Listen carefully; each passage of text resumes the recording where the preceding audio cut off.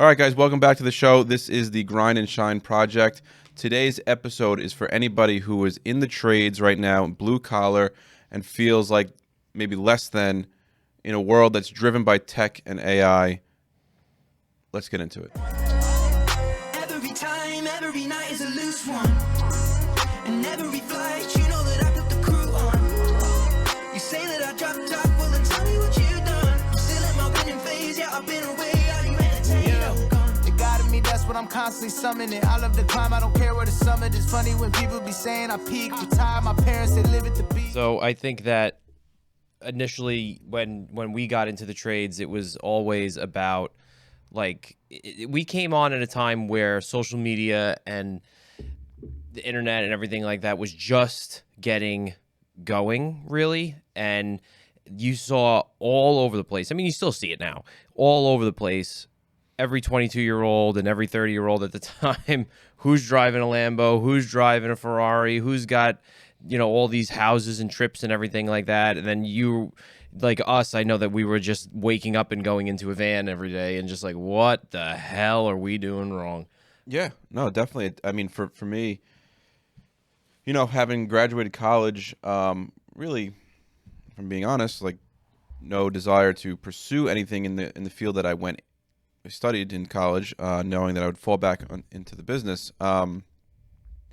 There's definitely a part of me where I saw my friends going to like a regular 9-to-5 job, dressed in nice clothes. And for us, I mean, we grind concrete, so we're full of dust in work boots every day. It can have a tendency to feel like you might be messing up. And what am I doing? I'm doing something wrong. Yeah, exactly. But obviously looking back on it now, I really can't, that's so not the case at all. I think being able to create something and build something with your hands and your mind and teamwork, like a physical product such as fixing floors, really is a skill that AI and technology can't entirely take away. Of course, they can help improve on it, but it's something that will carry with us for the rest of our lives, even if we're going to paint a house or paint anything, do anything that involves creativity. Taking the creativity from what we've done on thousands of flooring projects over the years with our hands will translate some way into, the next physical task that we're doing. I know that that's not the case for you. You have a small tool belt at home that has probably a flathead screwdriver and a Phillips head screwdriver and maybe a hammer if you're lucky. Or maybe it's one of those little Harbor Freight hammers. Yeah, if I can't fix it with a flathead, a Phillips head, or a hammer, it's not getting fixed by me in my house. I'm not doing it. That's why I always say I'm in the funniest kind of construction, because everything we do is liquid and like you do epoxy, and sometimes it's got kinetic sand texture when you're doing cove base and stuff like that. It's not really construction, real man construction. Yeah, no, I literally just, when was it? Last weekend. This past year, my heating system in my house completely took a shit, and I had to get a new one, which was fun.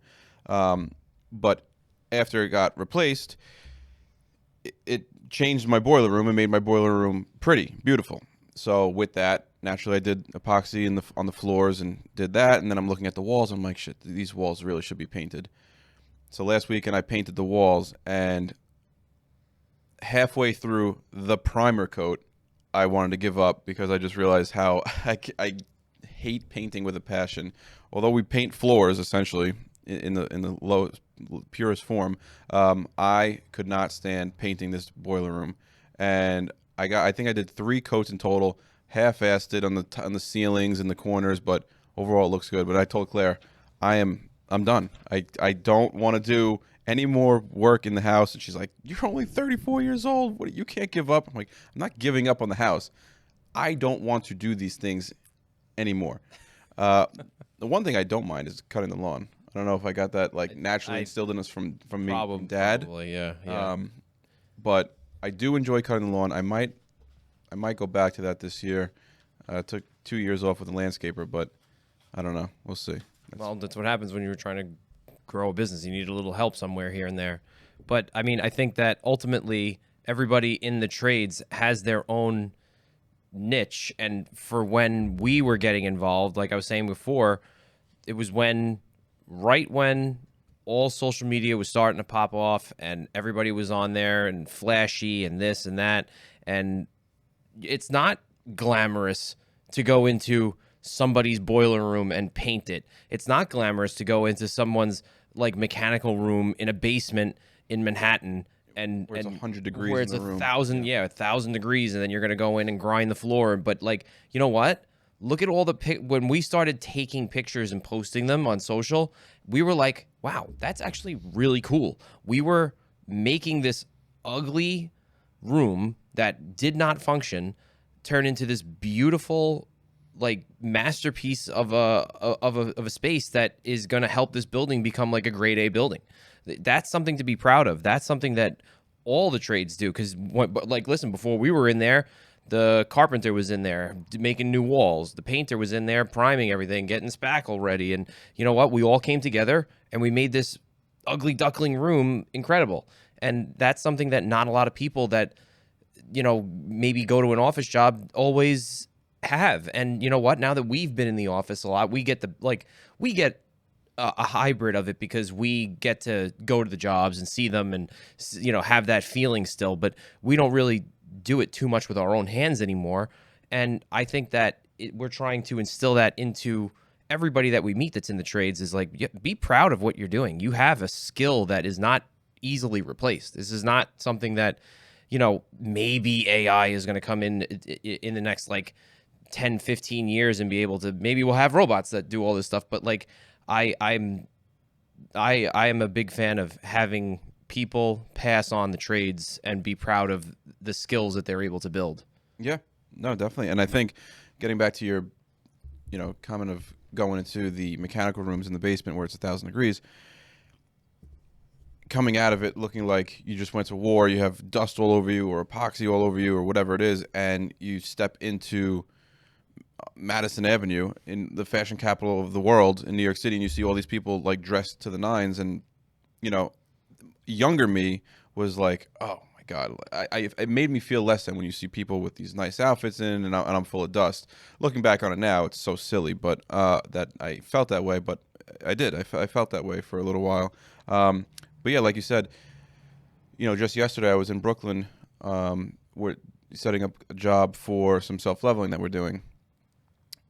And it felt awesome to get back in the field, and I look forward to getting dusty. I was in the mixing station with the guys, helping mix, and it was good to feel that again, because you know it's like almost be careful what you wish for. When we were in the field every day, we were like, I can't wait till we're in the office and you know doing all this and just setting schedules and you know growing the business that way. And now that we've been doing that for a majority of our time the last few years, it's nice to get out of that environment and go back into the first environment of being actually in the field, going from job site to job site. I mean, anytime I go to the city, I look at my Apple Watch, I'll average like 12,000 steps easily, like without trying. Anytime I'm in the office, it's like 4,000.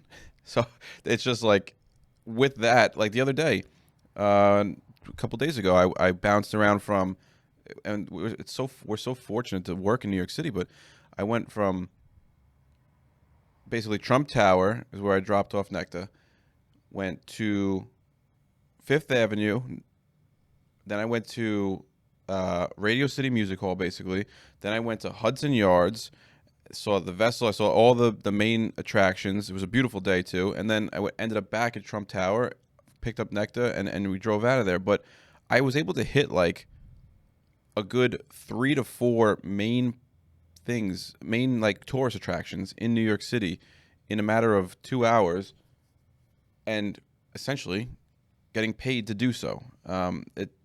It was a good feeling to get back and, like I said, visit the job sites, and it made me proud of being blue collar. And looking back, you know, like I said, it's a little silly that we were ever embarrassed of it, maybe, but young and dumb. I think it was. I don't even know if. Yeah, I just think we felt the pressure from outside sources that we should not have put any value on. That's the thing. We were putting external value on something that did not matter in the long run. Like people go when you're when you're in a trade, people don't go with you as a tradesman to do their job because of, you know, how techie you are. They go with you based on, it's still based on a handshake. It's still based on like, hey, yeah, your price was good, but let's come out and make sure that you're who you really are. Like, talk to me, meet with me, walk the site, make sure you're not like, for lack of a better term, you're not a schmuck. You know, It's so true because, you know, in our world, we're seeing all sorts of building connecteds, pro cores, plan hubs, you know, all these different platforms of tech where you have to upload all the materials data sheets and the technical data sheets and the lead documents and fill out this tax form and all that. And it's all part of it. But then when you get on the job site, it's almost like those things are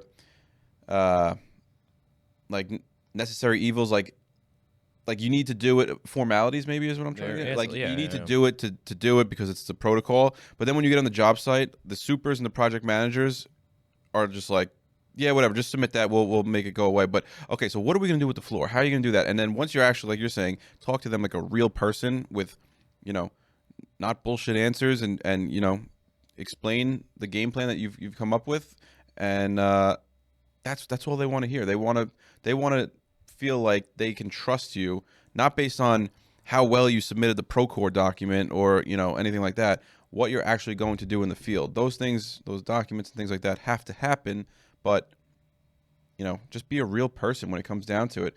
And I think that's what Dad has helped us with so much, is that he's born in the 60s, so he's not of the most technologically savvy era, although he's gotten better with it.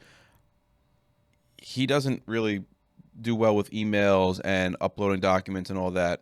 You know, he usually just passes it to us and says, make this happen, do this, do this for me. But when he's on the job site, everyone loves him. He's a personable person. He's a real person. He's not some straight. Yeah, he's not some robot. He's not going to just feed you some BS answer. Just the other day, a PM of one of the projects we're doing in Rockefeller Center was just like, you know, I love your dad. Your dad was awesome. He was riding your guys more than I, you know, was thinking about I was going to do, and I'm attention to detail. He was excellent, and you know, he was funny. He kept me laughing, and so it's, you know, that's what at the end of the day is what we're based on. Yes, we have to be good at all the technical uploadings of the documents and you know, billing on time, of course, all that is needed. But really what has built us as, you know, a company is our reputation of being real down to earth people. You know, we're trying to make an honest living.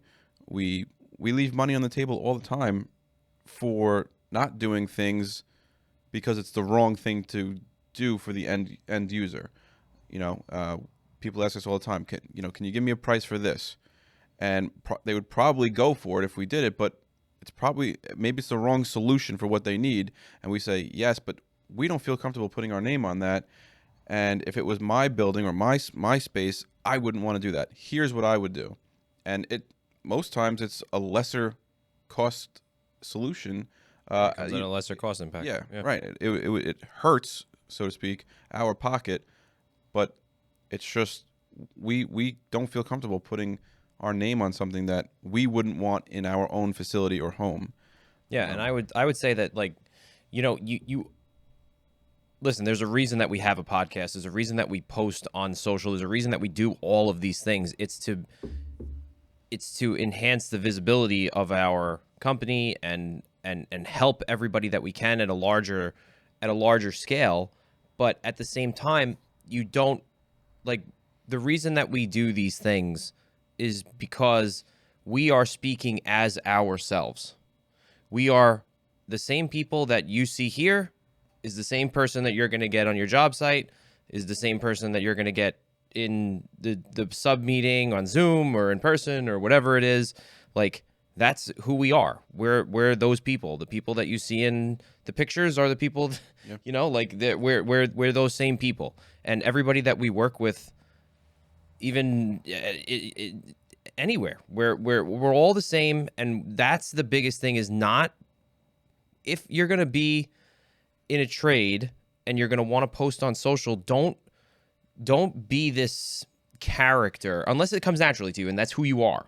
Like, but it's all coming down to who you are as a person, because you want to make sure that when you show up that everything is congruent. Yeah. You know what I'm saying? Like, we don't have to fake it. This is exactly who we are, whether it's, you know, going to Manhattan, going to Jersey, going wherever. Like, we're going to show up as the same people that are here, and we're going to, like you said, even if it hurts our pockets, quote unquote, hurts our pockets, we're going to give you the right job, because it might not be the best solution for you to have 40,000 square feet of concrete polishing in an area where 22 people are going to be on the phone. You know, it might be a little echoey in there. So we might not recommend that, but we're going to make sure that you get the best job that we could see as the experts that you're coming to, you know, and that's the whole thing. If you're a carpenter, if you're a plumber, don't be afraid to show your expertise and build trust with people, because that's how you're going to get the word of mouth out there to be like the trusted source in your industry, in your niche. Yeah, I think, you know, as the world like moves more towards tech and AI, and obviously you could put anything into ChatGPT and Perplexity, all those things, and it's amazing what it could spit out. The more we head in that direction, I think the more amazing it will be to see what people can actually build with their hands, because yeah, basically anything is possible when you put it into these programs. It spits back the answer in 2 seconds to the hardest equation you could ever think of. But it almost is like when you set, like, I mean, there's the Chase building in New York City. I don't know the address, but it's this huge Chase building. I was just there the other day, and I'm looking at just the way that it's set up. And if you ever look at it, it's the steel I-beams are on like an angle coming down from all four corners into the center of the building, basically. Yeah. And so it's just like, it kind of goes against what you would think. This huge building is probably an 80-story plus building. I don't even know. The foundation of it is like on an angle. Well, yeah, you see videos on it on Instagram and stuff like that, where it's like, how does this work? And it's all coming, it's like this massive building all coming down to a point. It's all coming down to a point. And I'm like, Jesus, that is incredible that we as a society and real people built that. Like, that's amazing that this entire building is structured in such a way that, like, you'd think it shouldn't be. Yeah. And it really is.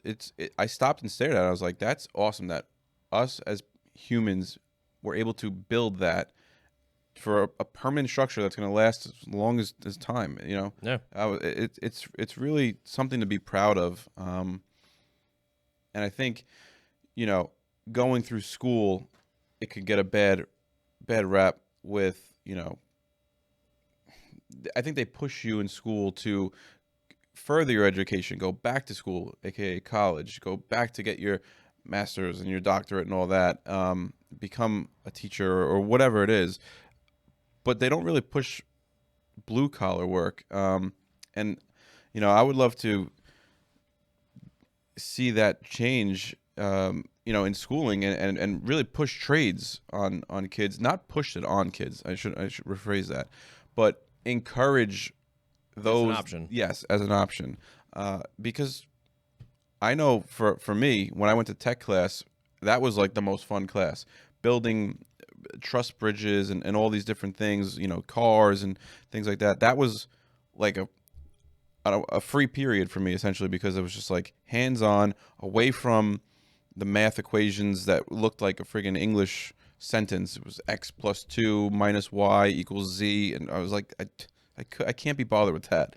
Yeah, that's probably the engineering side of construction. Yeah, that's definitely not me. Yeah.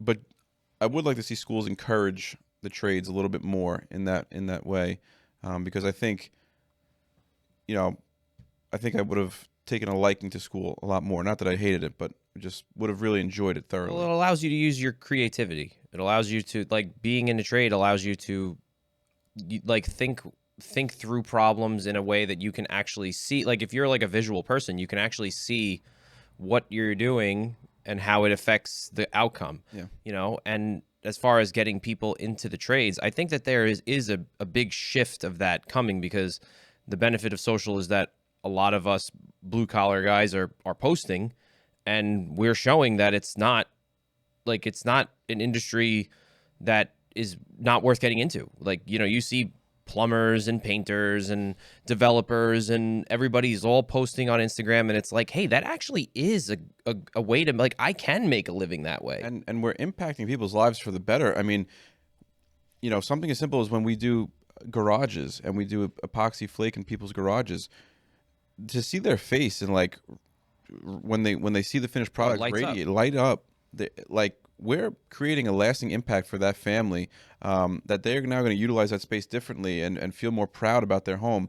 But even, you know, to go on the commercial side of it, which is where we mostly are, when we do polished concrete floors and self-level and epoxy floors in these commercial buildings, we're leaving a lasting impact on that business to make them feel proud every single day to come in and you know, have a nice environment for their team members to work in, and They can bring clients there. bring clients there and just foster growth and opportunity for that business because of the floors that we did. Something as simple as doing the floors. You know, it's easy to poo-poo it and be like, yeah, we just did the floors there.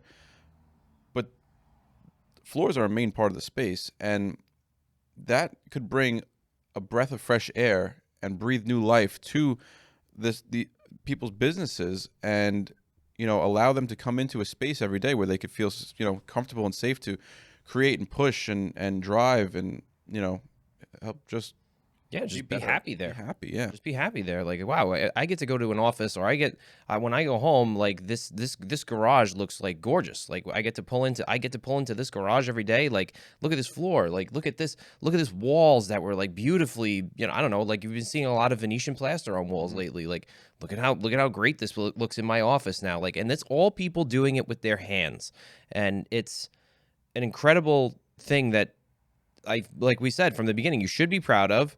I think it's becoming less and less overlooked. I think there is going to be a big resurgence in the trades as a valuable, option to make a living and to have a career in. And I think that we should all be proud of it. So do you have anything else that you wanted to cover in closing? So I think that in closing, we could just say that, you know, if you're in the trades, number one, definitely be proud of it. It's not something to be ashamed of. Number two, post your stuff. Post your work. Be proud of it. Like, get it out there. Like, if you're proud of your work and you did a great job, you know, I don't know, doing crown molding or whatever, like, post it, because that's great to show that we are people, like, you know, like Nick was saying, like, we're able to do these things as humans that are beautiful. We should be doing this and posting it and showing it off. Yeah, even if it's like, I constantly remind myself of this, just because it's normal and no big deal to you because you do it every single day, doesn't mean that it's normal and no big deal to everybody else. People might always wonder how plumbing gets run, you know, and bent and run from one side of the house all the way to the other side of the house. But to you, it's just every day, it's just another day at work.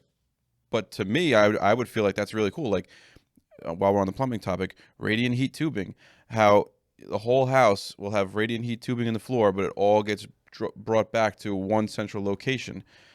Might sound simple to a guy that does it every single day, but to me, I'm fascinated by it. I always, when I see it, like, try and trace it and see, like, how do they do it, and it all ends up back in the same spot. To me, it's really cool.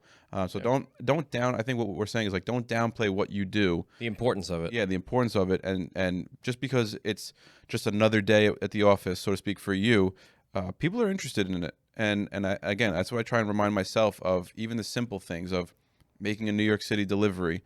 You know, just get the stuff inside. You know what?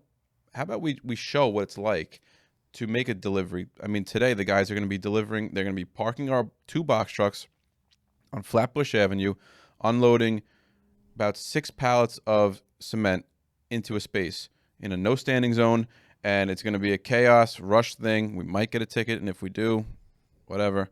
But people want to see that, and don't be afraid and to show the smallest little details of something just because it's mundane and not a big deal to you. You never know what people might be interested in. Yeah. So, guys, if you found any value in this, if you enjoyed listening to it, please share this out. It really helps the show. Like and subscribe. Thank you very much for always listening, and we'll get you on the next one. Thanks, guys.